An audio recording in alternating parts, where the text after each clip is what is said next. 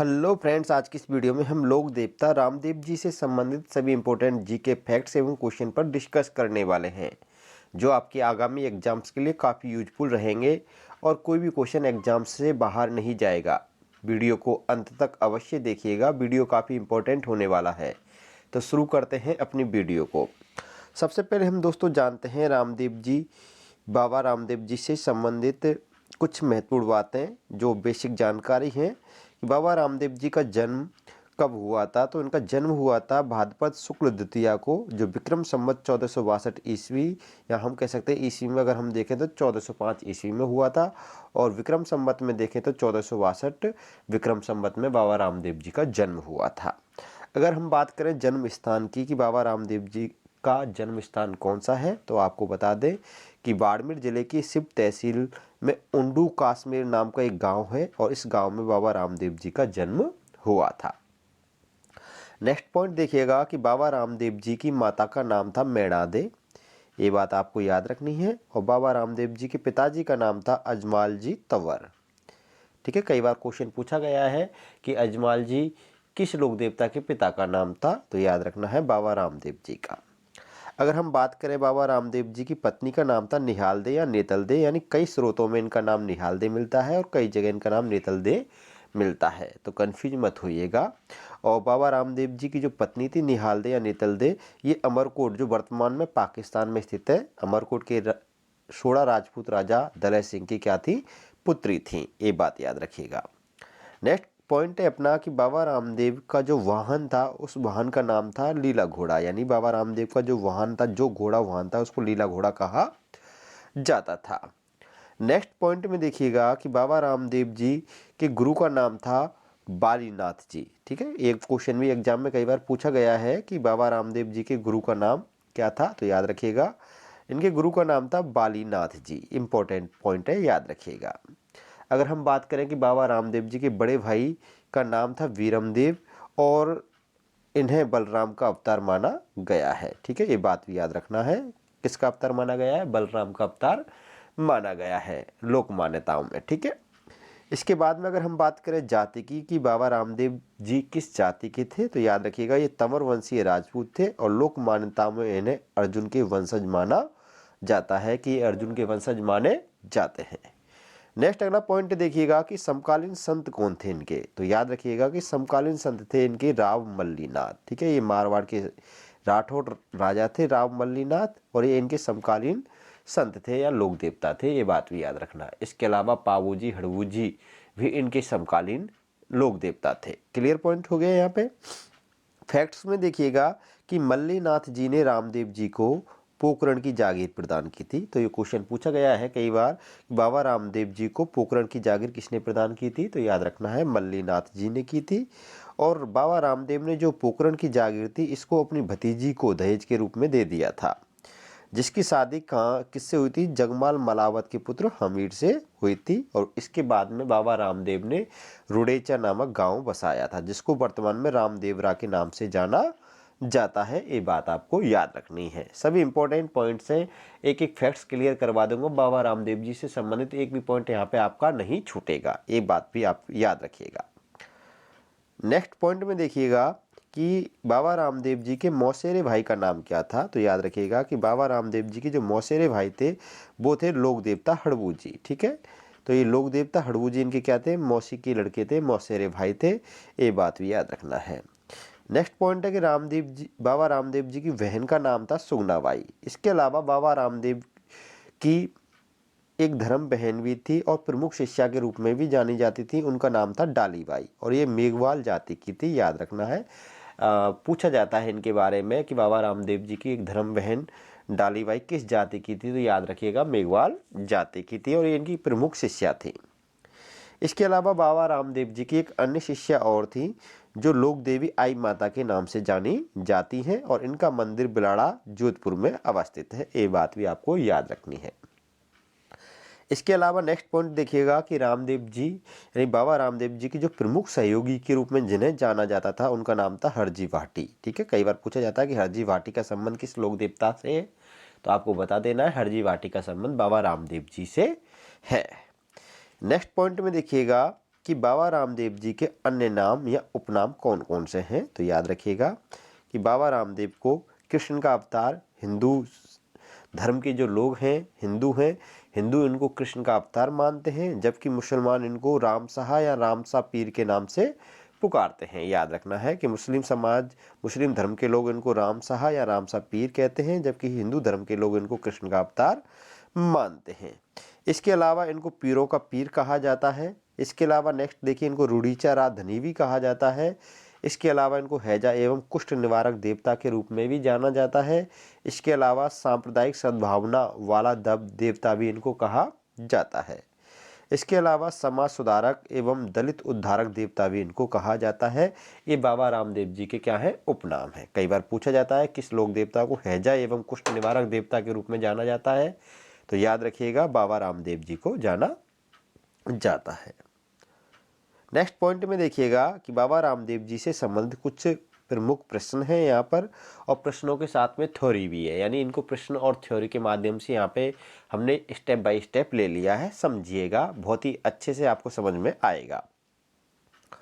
देखिए पहला प्रश्न है हमारा कि रामदेव जी की अवतार तिथि भाद्रपद शुक्ल द्वितीया यानी दूज किस नाम से जानी जाती है। तो याद रखना है, लोक मान्यताओं में बाबा रामदेव जी का जन्म जिस तिथि को हुआ था, किस तिथि को हुआ था बाबा रामदेव जी का जन्म, भाद्रपद शुक्ल द्वितीया को यानी दूज के दिन हुआ था, और इसको बाबेरी बीज कहा जाता है। इस दूज को किस नाम से जाना जाता है, बाबेरी बीज के नाम से जाना जाता है। ये बात भी याद रखिएगा, यानी बाबा रामदेव जी की जो जन्म तिथि है भाद्रपद शुक्ल द्वितीया, उसको किस नाम से जाना जाता है, बाबेरी बीज के नाम से जाना जाता है। नेक्स्ट अगला क्वेश्चन है कि किस लोक देवता ने अपनी बाल्यावस्था में सातलमेर पोकरण में तांत्रिक भैरव राक्षस का वध करके उसके आतंकों को समाप्त किया एवं जनता को कष्टों से मुक्ति दिलाई थी। तो याद रखना है, तांत्रिक भैरव राक्षस का वध करने वाले लोक देवता हैं बाबा रामदेव जी। ठीक है, पॉइंट क्लियर। अब नेक्स्ट क्वेश्चन देखिएगा कि निम्न में से कौन सा कथन लोक देवता रामदेव जी के विषय में सत्य है। सत्य कथन पूछे गए हैं यहाँ पे, ये बात याद रखना है। तो पहला कथन है कि रामदेव जी ने समाज में व्याप्त छुआछूत, ऊंच नीच आदि बुराइयों को दूर कर सामाजिक समरसता स्थापित की थी। बिल्कुल सही कथन है, ये बात याद रखिएगा। दूसरा कथन है कि रामदेव जी अपनी वीरता और समाज सुधार के कारण पूज्य हुए, ये भी कथन सत्य है। तीसरा कथन है सी में कि रामदेव जी ने हरिजनों को गले के हार के हीरे मोती व मूंगे बतलाया है। ये बात याद रखना है कि रामदेव जी ने हरिजनों को क्या बताया, गले के हार, हीरे मोती व मूंगे बतलाया है। ये बात भी सही है, बिल्कुल सही बात है। अगला है अश्वारूढ़ बाबा रामदेव जी के एक हाथ में माला और दूसरे हाथ में तंदूरा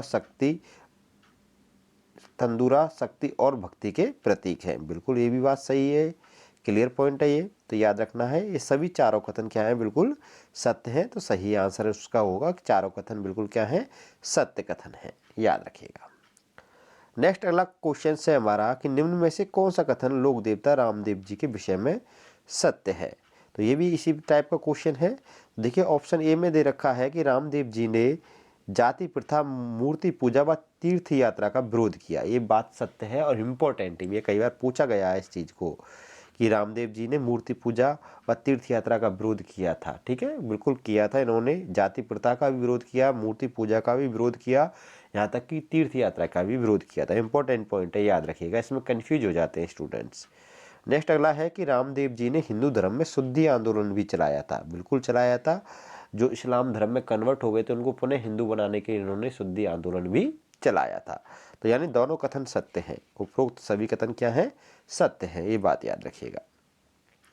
नेक्स्ट अगला क्वेश्चन है कि निम्न में से कौन सा कथन लोक देवता रामदेव जी के विषय में सत्य है।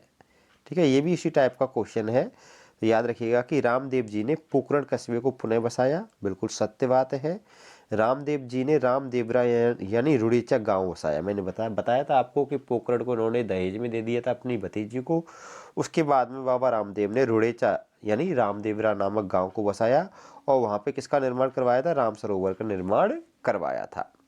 इसके अलावा रामदेवरा जैसलमेर शहर यानी जैसलमेर जो शहर है जिला मुख्यालय उससे पूर्व दिशा में स्थित है। ये क्वेश्चन कई एक बार पूछा भी गया है कि बाबा रामदेव का जो मंदिर है रामदेवरा है, रोडेचा है, वो जैसलमेर जिला मुख्यालय से किस दिशा में है? तो याद रखना है पूर्व दिशा में स्थित है। किस दिशा में स्थित है?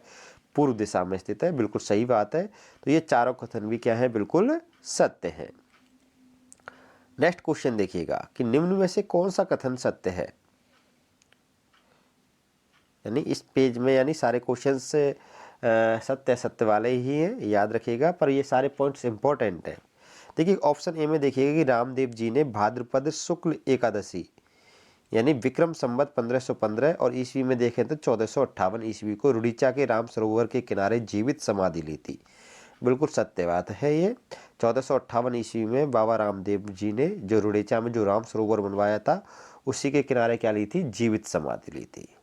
जबकि बी ऑप्शन में दे रखा है कि रामदेव जी की मेघवाल जाति की धर्मबहन डालीबाई ने रामदेव जी से एक दिन पूर्व यानी भाद्रपद शुक्ल दशमी विक्रम संवत 1515 यानी 1458 ईस्वी को रुड़ीचा के राम सरोवर में जीवित जल समाधि ली थी।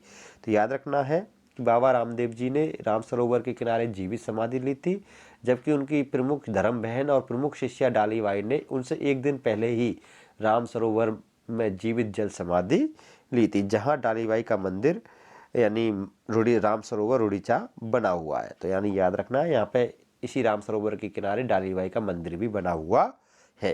यानी ये सारे कथन क्या हैं? बिल्कुल सत्य कथन है। नेक्स्ट अगला पॉइंट देखिएगा कि राजस्थान में एकमात्र लोक देवता जो कवि भी थे जिनकी प्रसिद्ध रचना 24 बढ़िया है। क्या है इनकी प्रसिद्ध रचना? 24 बढ़िया है। इंपॉर्टेंट है, स्टार लगा लीजिएगा, एग्जाम्स में पूछी जाती है कि 24 बढ़िया किसकी रचना है? तो याद रखना है बाबा रामदेव जी की है। बाबा रामदेव जी कवि भी थे, उन्होंने रचना की थी 24 बढ़िया नामक की। नेक्स्ट अगला क्वेश्चन है कि किस लोक देवता ने कामड़िया पंथ की स्थापना की थी? तो देखिए कामड़िया पंथ की स्थापना करने वाले लोक देवता है रामदेव जी। और कामड़िया पंथ क्या चीज़ है ये भी समझ लीजिए फैक्ट में कि कामड़िया पंथ का प्रारंभ बाबा रामदेव द्वारा किया गया, जिसमें समानता अर्थात उच्च जातियों व अछूत कही जाने वाली जातियों को एक साथ शामिल किया गया। कामड़िया पंथ में प्रचलित धर्म के 10 लक्षणों को मान्यता मिलने के कारण इसको दशा धर्म भी कहते हैं। क्या कहते हैं? कामड़िया पंथ को दशा धर्म भी कहा जाता है, क्योंकि इसमें धर्म के क्या है? 10 लक्षण हैं और इसमें उच्च जाति और निम्न जाति के लोगों को एक साथ शामिल करके ये पंथ बनाया गया था। अगला पॉइंट देखिएगा कि बाबा रामदेव जी के मंदिर और प्रमुख बातें, यानी बाबा रामदेव जी के मंदिर कहाँ कहाँ हैं और उनसे संबंधित प्रमुख बातें कौन कौन सी हैं। देखिए पहला आपको तो बाबा रामदेव जी का जो पहला जो सबसे प्रसिद्ध मंदिर है वो है रामदेवरा में, जिसको रामदेवरा या रुड़ीचा के नाम से जाना जाता है और ये जैसलमेर के पोखरण में अवस्थित है। ये प्रसिद्ध व मुख्य मंदिर है बाबा रामदेव का। याद रखना कि जो रुड़ीचा है इसको वर्तमान में रामदेवरा कहा जाता है और रामदेवरा का प्राचीन नाम रुड़ीचा ही था। ये बात भी याद रखना, यहाँ कन्फ्यूज मत हो जाना। और 1931 ईस्वी में महाराजा गंगा सिंह के द्वारा इस मंदिर का क्या करवाया गया था? निर्माण करवाया गया था। ये बात भी याद रखना है, रामदेवरा का निर्माण करवाया गया था। यानी एक तरीके से हम कह सकते हैं इसका आधुनिक रूप महाराजा गंगा सिंह के द्वारा दिया गया था 1931 ईस्वी में। नेक्स्ट अगला कि बाबा रामदेव जी का जो दूसरा मंदिर है वो खुंडियावास में है, जो नागौर जिले के परबतसर तहसील में अवस्थित है। ठीक है, इस मंदिर को खुंडियावास को दूसरा रामदेवरा, छोटा रामदेवरा या मिनी रामदेवरा के नाम से जाना जाता है। ये बात भी याद रखना है, इम्पोर्टेंट है। और तीसरा मंदिर बाबा रामदेव का है जोधपुर में मसूरिया पहाड़ी पर। चौथा मंदिर है ब्यावर रायपुर में, ब्यावर जिले के रायपुर तहसील में ब्रांटिया नामक गांव में है। और अगला मंदिर है सुरता खेड़ा चित्तौड़गढ़ में है। इसके बाद में छोटा रामदेवरा गुजरात में अवस्थित है। यानी ये प्रमुख मंदिर बाबा रामदेव जी के इन स्थानों पर अवस्थित है।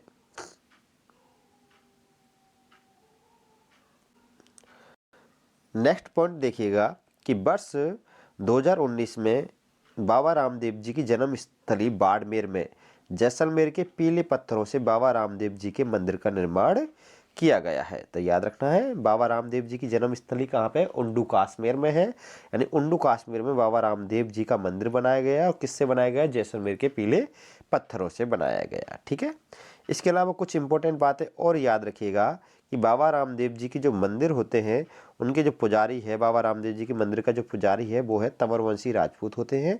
और जो रुड़ीचा में मुख्य मंदिर है ये उस मंदिर की हम बात कर रहे हैं, ये बात याद रखिएगा। ठीक है, इसके अलावा बाबा रामदेव जी के प्रतीक चिन्ह किन्हें माना जाता है? तो बाबा रामदेव जी के प्रतीक चिन्ह पगल्ले या पगलिए, जिनको चरण चिन्ह के रूप में जाना जाता है, ये बाबा रामदेव जी के क्या है? प्रतीक चिन्ह है। बाबा रामदेव जी के मंदिर को देवरा या देवल कहा जाता है। इसके अलावा बाबा रामदेव जी के जो पूजा स्थान होते हैं उनको थान कहा जाता है। इसके अलावा बाबा रामदेव जी के मेघवाल जाति के जो भक्तजन होते हैं, याद रखिएगा कि बाबा रामदेव जी के मेघवाल जाति के जितने भी भक्त होते हैं उनको क्या कहा जाता है? रिखिया कहा जाता है। इम्पोर्टेंट है ये। इसके अलावा बाबा रामदेव जी के द्वारा जो चमत्कार दिखाए जाते हैं और जो दिखाए गए हैं उनको पर्चा कहा जाता है। क्या कहा जाता है? पर्चा कहा जाता है। इसके अलावा नेक्स्ट पॉइंट में देखिएगा कि बाबा रामदेव जी के भक्तों के द्वारा गाए जाने वाले भजनों को कहा जाता है व्यावले। याद रखना है, इंपॉर्टेंट है, एग्जाम से पूछा जाता है कि व्यावले कहा जाता है। तो याद रखना है कि बाबा रामदेव जी के भजनों को व्यावले कहा जाता है, जो उनके भक्तों के द्वारा गाए जाते हैं। नेक्स्ट अगला पॉइंट है कि बाबा रामदेव जी को चढ़ाई जाने वाली पंचरंगी ध्वजा को क्या कहा जाता है? तो बाबा रामदेव जी को चढ़ाई जाने वाली पंचरंगी जो ध्वजा होती है उसको नेजा कहा जाता है। इसके अलावा नेक्स्ट पॉइंट में देखिएगा कि बाबा रामदेव जी के जो पैदल भक्ति यात्री होते हैं उनको जातरू कहा जाता है।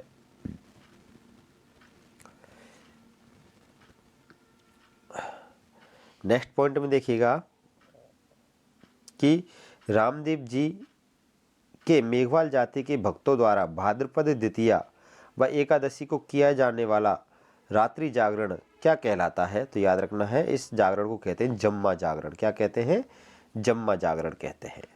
नेक्स्ट अगला है कि बाबा रामदेव जी के भक्तों द्वारा खाई जाने वाली सौगंध को क्या कहा जाता है?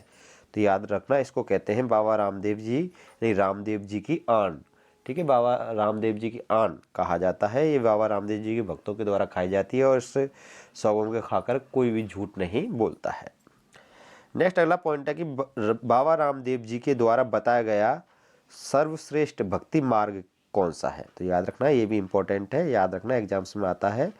तो इसका नाम है अजपा जाप। ठीक है, इम्पोर्टेंट है, अजपा जाप बाबा रामदेव जी के द्वारा बताया गया भक्ति का सर्वश्रेष्ठ मार्ग है। नेक्स्ट अगला क्वेश्चन है कि रामदेव जी के भक्त ने श्रद्धा पूर्वक कपड़े का बना घोड़ा चढ़ाते हैं, जो होते हैं तो किस रंग के होते हैं? तो ये होते हैं सफ़ेद व नीले रंग के घोड़े होते हैं, कपड़े के बने हुए होते हैं, जो बाबा रामदेव जी को उनके भक्तों के द्वारा चढ़ाए जाते हैं।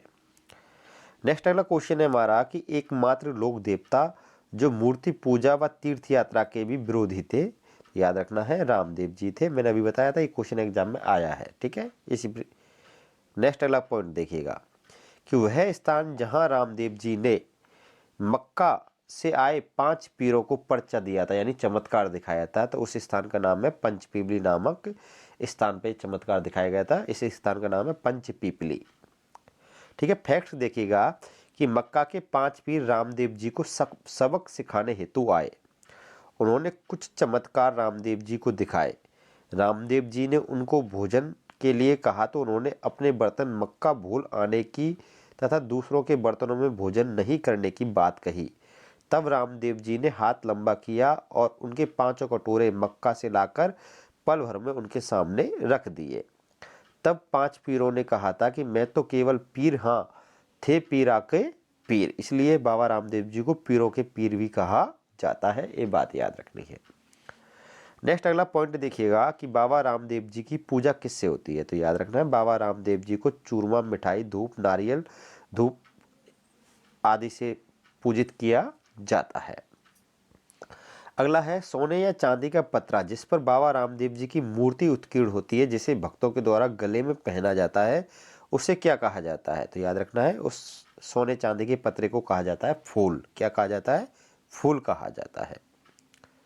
नेक्स्ट अगला पॉइंट है हमारा कि रामदेव जी मंदिर के आधुनिक निर्माता कौन है? तो याद रखना, महाराजा गंगा सिंह हैं और इन्होंने 1931 ईस्वी में रामदेवरा यानी रुड़ेचा में जो मंदिर स्थित है उसके आधुनिक रूप से उसको निर्मित करवाया था। नेक्स्ट पॉइंट है कि रामदेव जी के समकालीन लोक देवता कौन कौन थे? तो याद रखना है, हड़बू जी थे, पाबू जी थे और मल्लीनाथ जी भी थे। ठीक, ये बात भी याद रखना है। नेक्स्ट अगला क्वेश्चन है कि रामदेव जी से संबंधित प्रमुख वृक्ष कौन सा है? तो याद रखना है कदम्ब का वृक्ष रामदेव जी से संबंधित है। नेक्स्ट अगला पॉइंट है हमारा कि रामदेव जी की फड़ का वाचन कामड़ जाति के भूपों के द्वारा किस वाद्य यंत्र के साथ किया जाता है? इंपॉर्टेंट है, ये याद रखना है। एक कि रामदेव जी की फड़ का जो वाचन है वो कौन करते हैं? कामड़ जाति के लोग करते हैं, भूपे करते हैं। और किस वाद्य यंत्र के साथ करते हैं? तो याद रखना है रावण हत्ता वाद्य यंत्र के साथ करते हैं। नेक्स्ट अगला है पॉइंट है हमारा कि रामदेव जी की फड़ का सर्वप्रथम चित्रांकन किसने किया था? तो याद रखना है चौथमल चितेरा ने बाबा रामदेव जी की फड़ का चित्रांकन सबसे पहले किया था। नेक्स्ट अगला क्वेश्चन है हमारा कि राजस्थान के लोक देवताओं में सबसे लंबा लोकगीत किसका है? तो याद रखना है बाबा रामदेव जी का है, जो 48 मिनट लंबा है। कितने मिनट लंबा है? 48 मिनट लंबा है। और याद रखना है सबसे जो बड़ी फड़ है उसके बारे में भी याद रखना है, सबसे बड़ी फड़ बाबा देव नारायण जी की है, ठीक है। और सबसे लंबा लोकगीत बाबा रामदेव जी का है, ये बात याद रखना है। नेक्स्ट अगला पॉइंट देखिए कि निम्न में से कौन सा कथन सत्य है? ऑप्शन नंबर ए, भाम्बी जो रामदेव जी की पूजा करते हैं एक विशिष्ट प्रकार की गेरू रंग की टोपी पहनते हैं तथा पवित्र तुलसी के पौधे को अपने पास रखते हैं। यही लोग रामदेव जी की रात जगाते हैं तथा भजन कीर्तन गीत धूप दीप करते हैं। बिल्कुल सही बात है ये।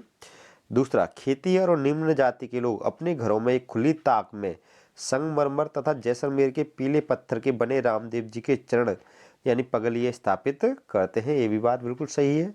नेक्स्ट अगला, रुड़ेचा में रामदेव जी के पुजारी तंवर राजपूत होते हैं। वे अकाल में रामदेव जी का कपड़े का घोड़ा लिए मांगते फिरते हैं और जमाना अच्छा होने पर वापस आ जाते हैं। ये भी बात बिल्कुल सत्य है। तो उपरोक्त तो सभी कथन क्या है? बिल्कुल सत्य है। बात करते हैं नेक्स्ट अगले पॉइंट की। अब हम बात करते हैं बाबा रामदेव जी के मेले के बारे में कि बाबा रामदेव जी का मेला कब और कहाँ कैसे लगता है।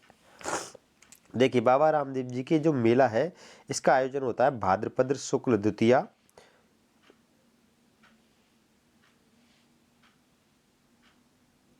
यानी भाद्रपद शुक्ल द्वितीया से एकादशी तक बाबा रामदेव जी के मेले का क्या होता है? आयोजन होता है।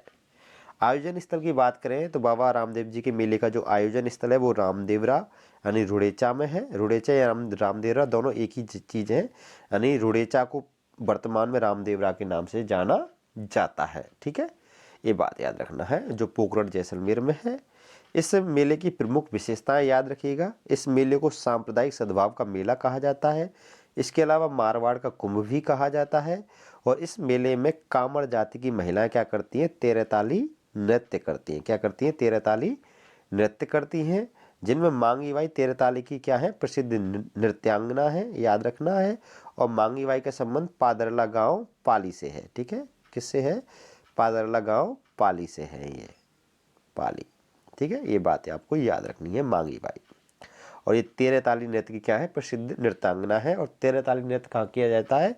बाबा रामदेव जी के मेले में किया जाता है कामड़ जाति की महिलाओं के द्वारा। नेक्स्ट अगला पॉइंट देखिएगा कि बाबा रामदेव जी से संबंधित प्रमुख रचनाएं कौन कौन सी हैं। तो याद रखना है, रचनाओं में देखिए पहली रचना है रामदेव जी का ब्यावला, ठीक है। ब्यावला का मतलब भजन, ठीक है। तो इस रचना को लिखने वाले लेखक हैं पूनम चंद। पूनम चंद ने रामदेव जी के ब्यावला नामक प्रमुख रचना की है। दूसरी रचना है श्री रामदेव जी चरित और इसके लेखक हैं ठाकुर रुद्र सिंह तोमर। तीसरी रचना है श्री रामदेव प्रकाश और इसके लेखक हैं पुरोहित राम सिंह। चौथी रचना है रामसा पीर अवतार लीला और इसके लेखक हैं ब्राह्मण गौरी दासात्मक। और पांचवी रचना है श्री रामदेव जी री बेली और इसके लेखक हैं हरजी बाठी।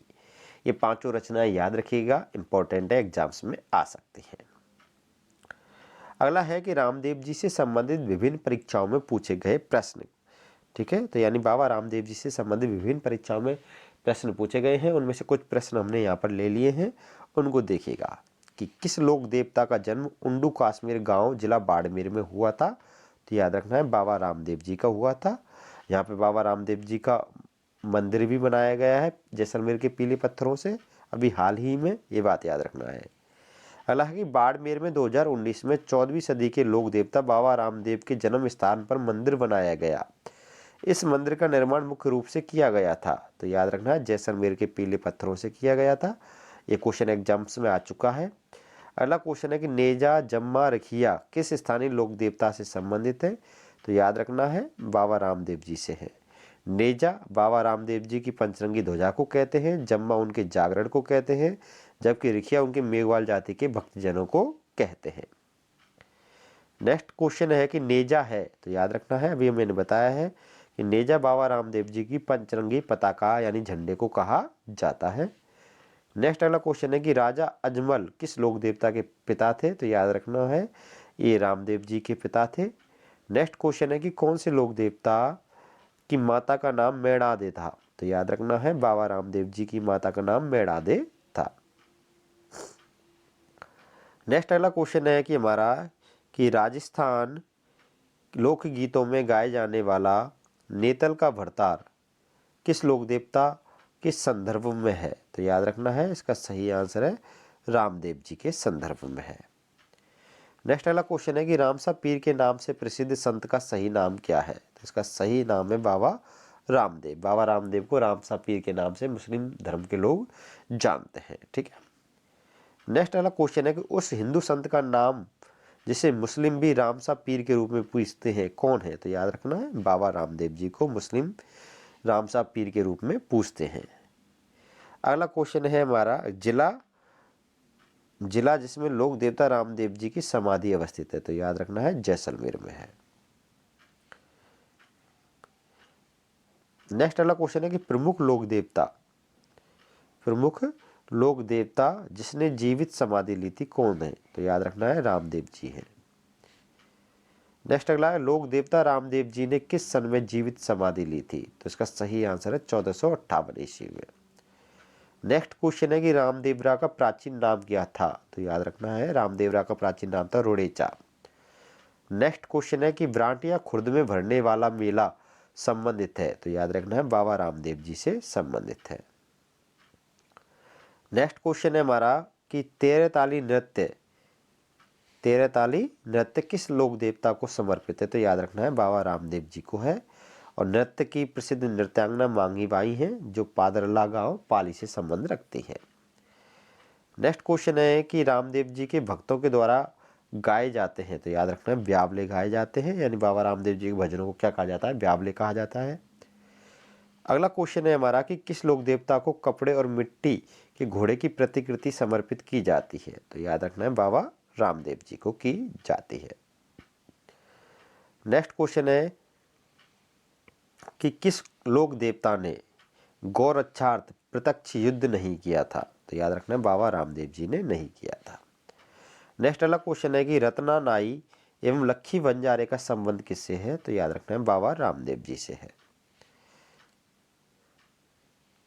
नेक्स्ट क्वेश्चन है हमारा कि पश्चिमी भारत में हिंदू समाज के लोगों के इस्लामीकरण की प्रक्रिया पर रोक लगाने में सबसे प्रभावी भूमिका किसकी रही थी? तो याद रखना है बाबा रामदेव जी और पाबू जी की रही थी। नेक्स्ट अगला क्वेश्चन है कि बराठिया अजमेर में रामदेव जी के मंदिर का निर्माण किसने करवाया था या किसने बनवाया था? तो याद रखना दलजी ओसवाल ने बनवाया था। ये मेवाड़ के निवासी थे। अगला क्वेश्चन है कि किस स्थान पर खिजड़ी वृक्ष के नीचे रामदेव जी के पगल्य विद्यमान है? तो याद रखना डाबड़ी में। किस स्थान पे? डाबड़ी नामक स्थान पर। ये थे दोस्तों बाबा रामदेव जी से संबंधित सभी इंपॉर्टेंट फैक्ट्स एवं क्वेश्चन। वीडियो पसंद आई तो वीडियो को लाइक करिएगा एंड शेयर भी करिएगा अपने दोस्तों को। और आप हमारे चैनल पर नए हो तो चैनल को सब्सक्राइब भी कर लीजिएगा। ऐसे कंटेंट हम आपके लिए लाते रहेंगे। फिर मिलते हैं नेक्स्ट अगली वीडियो में, तब तक के लिए अलविदा, बाय बाय।